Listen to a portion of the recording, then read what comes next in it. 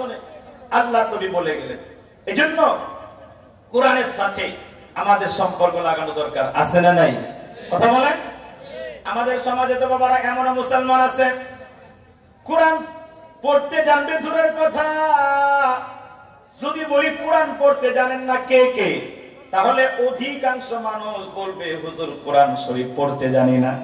তবে আমার আরো আশ্চর্য লাগে আর দুঃখ লাগে হলো কোরআন শরীফটা আপনি পড়তে জানেন না। মাল্লা ছোট্টবেলায় আপনার বাবা কোরআন শিখায় নাই, বা কোরআন শিখার ব্যবস্থা করে দেয় নাই, অথবা আপনার শিখার তৌফিক হয় নাই, বুঝলাম। কিন্তু আপনি এতটুকুন কি করতে পারেন না, আল্লাহর কোরআনকে আপনি একটু উজু করে ধরতে পারেন না, একটু খুলে নিতে পারেন, একটু চুমু লাগাতে পারেন, অথবা খুলে খুলে আল্লাহর কোরআনের পৃষ্ঠার দিকে নজর করে তাকাতেও তো পারা যায় কিনা? কিন্তু এই মানুষ তো আমাদের সমাজে অভাব। যে বরং এমন কিছু মানুষ আছে 50 বছর 60 বছর তার বয়স চলে, এখনো আল্লাহর কোরআন কোনদিন তার এই দুই হাতে ধরে দেখে নাই, আছে না নাই? কথা বলে এবার পাক্কা মুসলমান দাবি করে। কেমন মুসলমান? মুসলমানের সংবিধান আল্লাহর কোরআনটারে ধইরা দেখে নাই, অথচ কেউ যদি কোরআন তেলাওয়াত না শিখে তাহলে সে মানে এটা একটা ফরজ বিধান, মানে এমন একটা বিধান, এটা মানে কেউ না শিখলে মানে সে দিনদারি মুসলমানিত্ব অর্জন করা সম্ভবই না। এবং কোরআন শরীফ কেউ যদি তেলাওয়াত না জানে, এটা আল্লাহর গোলাম হওয়া সম্ভব না, মুসলমান হওয়া সম্ভব না। ইবাদত যেটা শ্রেষ্ঠ ইবাদত নামাজ, যে নামাজ না পড়লে অনেক ফতোয়ার মধ্যে এমন আসছে নামাজ তরককারীকে কাফের বলা হয়। মুসলমান আর হিন্দুর মধ্যে পার্থক্য করা হয় নামাজের মাধ্যমে। এই নামাজ আপনি পড়তে গেলে কোরআন তেলাওয়াত শেখা দরকার, আছে না নাই? কথা বলতে হবে, আছে না নাই? কিন্তু নামাজ তো পড়েন, যদি জিজ্ঞেস করি বলবেন হুজুর নামাজ খালি পড়ি মানে ফজর পড়ি, জোহর পড়ি, আসর পড়ি, মাগরিব পড়ি, ইশা পড়ি, আবার তাহাজ্জুদ পড়ি, কিন্তু কোরআন তেলাওয়াত জানি না। কথা বলেন, আছে না নাই? আমি জিজ্ঞেস করতে চাই বাবা, কোরআন তেলাওয়াত জানেন না, তাহলে নামাজের ভিতরে আপনি কোন সূরা, কোন দোয়া আর কোন মন্ত্র দিয়ে পড়লেন? বোঝা গেল আপনি লৌকিকতার জন্য সমাজের মানুষ বলবে আপনাকে নামাজি, এই কারণে মসজিদে যান, এই কারণে টুপি লাগান, এই কারণে পাঞ্জাবি পরেছেন, মানুষকে বোঝাইবার জন্য আপনি রুকু সিজদা করেন। আসলেই প্রকৃত আমার আল্লাহর জন্য আপনি নামাজ পড়েন না, ঠিক কিনা বলেন? আল্লাহর জন্য যদি আপনি নামাজ পড়তেন তাহলে কোরআন তেলাওয়াত লাজিম, কোরআন শিখতেই হবে।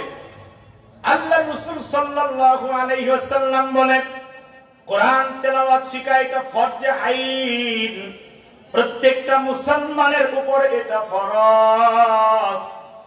কোরআন বোঝা হলো ফরজে কিফায়া, মানে কোরআনের তরজমা, ব্যাখ্যা, বিশ্লেষণ, অর্থাৎ বড় আলেম হওয়া, মুফাসসির হওয়া এটা ফরজে কিফায়া। যদি গ্রামের ভিতরে 4-5 জন কেউ মুহাদ্দিস মুফাসসির হয়, কোরআনের জ্ঞান সম্পর্কে যদি ভালো ধারণা বলা মাত্র 4-5 জন একটা মহল্লায় হয়, তাহলে ওই মহল্লার সবার পক্ষ থেকে এই কোরআনের হক আদায় হয়ে যায়, কোরআন বোঝার যে হক এটা আদায় হয়ে যায়। কিন্তু কোরআন বোঝা ফরজে কিফায়া কিছু মানুষ বুঝলে হয়, কিন্তু কোরআন তেলাওয়াত শিখা এটা ফরজে আইন, সবার পক্ষেই শিখতে হয়। সবার জন্য শিখা লাগবে বাবা, ভাইয়ের আমার, বন্ধু আমার। এজন্য কোরআনের কিছু হক আছে, হক, কোরআনের অনেকগুলো হক। এই হকগুলোর মধ্যে 1 নম্বর হক হলো কোরআনকে আপনি মুহাব্বত করবেন, কোরআন ধরবেন, কোরআনকে ভালোবাসবেন। এই কোরআনকে ভালোবাসা, মুহাব্বত করা, কোরআনকে মাঝে মাঝে বুকে জড়ায়া ধরা, কোরআনের গায়ের ভিতরে চুমু লাগানো, কোরআন উঁচু জায়গায়, সম্মানিত জায়গায় রেখে দেওয়া, কোরআনকে যথেষ্ট সম্মান ভাবে কোরআনকে হেফাজত করা, এটা কোরআনের হক, আপনার কাছে অধিকার। সুবহানাল্লাহ বলেন। অনেক বাড়ি আছে এমন কোরআন শরীফ রাখে এমন জায়গায়, যে জায়গায় ইংলিশ বইও রাখা চলে না, আছে না নাই? এক খবরই নেয় না, কোরআনের গায়ে একটা কাবার লাগায় না, কোরআনের গায়ে ধুলো বালু পড়ে আছে, 1 মাস 1.5 মাস 1 বছর হয়, ওই যে মা মারা গেছিল, দাদি মারা গেছিল, দাদা মারা গেছিল, ওই দিন একটু বের করে তার মেয়ে তার ছেলে একটু পড়ছিল। আজকে 1.5 বছর 2 বছর হয়, কোরআনের সাথে আর কারোর সাথে স্পর্শতা নাই। আছে না নাই কথা বলে? এজন্য প্রিয় আমার ভাইয়ের, আমার নবীকে আমার আল্লাহ কোরআনের অনেকগুলো হক, যে হকগুলো আছে তার মধ্যে আমার নবীকে আমার আল্লাহ প্রথমে বললেন, উতলু মা উহিয়া ইলাইকা মিনাল কিতাবি ওয়া আকিমিস সালাহ। আল্লাহু আকবার বলেন না? আল্লাহ তার নবীকে বলেন, নবী আমার, উতলু মা উহিয়া ইলাইকা, আপনার উপরে যা ওহী করা হলো, অর্থাৎ আপনার উপরে যে কিতাব আমি নাজিল করলাম, যে কোরআন নাজিল করলাম, বন্ধু হে, উতলু মা উহিয়া ইলাইকা মিনাল কিতাব। আল্লাহর রাসূল বলেন, আমাকে আল্লাহ ডাক দিয়ে কয়, নবী কয়, আল্লাহ আমারে বলে, আপনার উপরে যেটা আমি ওহী করলাম, যেটা নাজিল করলাম, ওটা আপনি আবৃত্তি করেন, ওটা আপনি তেলাওয়াত করেন। সুবহানাল্লাহ বলেন। বন্ধু, নবীজির পহেলা মিশন ছিল কোরআন শরীফ তেলাওয়াত করা।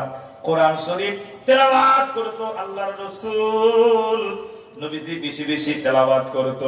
এই যে তেলাওয়াত করতে করতে আল্লাহর নবী কোরআন তেলাওয়াত এমন করত, মাঝে মাঝে এমন হতো আল্লাহর নবীর কোরআন তেলাওয়াত শুই না কাফের বেদিন পর্যন্ত শুই নাই মুসলমান হয়ে যেত।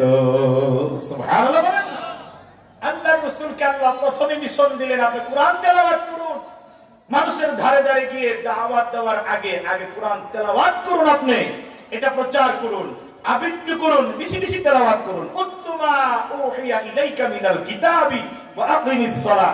নামাজের কথা আল্লাহর রাসূলকে আল্লাহ পরে বললেন যে আপনি নামাজ প্রতিষ্ঠিত করবেন, তবে আগে কোরআন তেলাওয়াত করুন। জোরে বলেন না সুবহানাল্লাহ।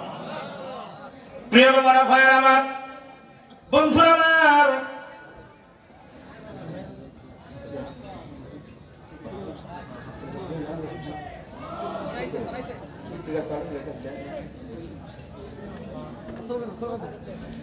নারে তাকবীর, প্রধান বক্তার আগমন, মুফতি আরিফ বিন হাবিব সাহেবের আগমন, সিঙ্গার বাসীর পক্ষ থেকে, সিঙ্গার বাসীর পক্ষ থেকে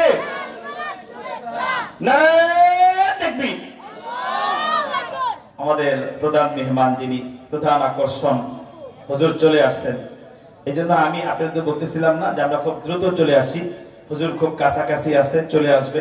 এই জন্য আমি অনুরোধ করে বলবো, এখনো যারা এদিক সেদিক আছেন বা বিভিন্ন ভাবে সময় নষ্ট করছেন, আমি অনুরোধ করে বলবো আমরা সময় নষ্ট না করে খুব দ্রুত আমরা মাহফিলে চলে আসি, খুব দ্রুত মাহফিলে চলে আসি। আমাদের মেহমান চলে আসছেন, এখনই হুজুর স্টেজে চলে আসছেন।